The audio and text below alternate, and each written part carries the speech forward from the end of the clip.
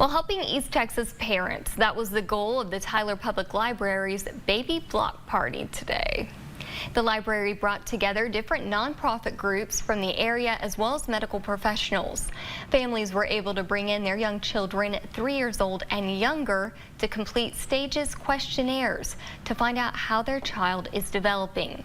Experts say the early stage of development is a pivotal time in the future of the child. We know that the first 3 years of life are the most important for physical and brain development, and being able to track your child's development in the first 3 years can be really helpful for parents. He hopes to see families return each year to get updates on how their child is developing. And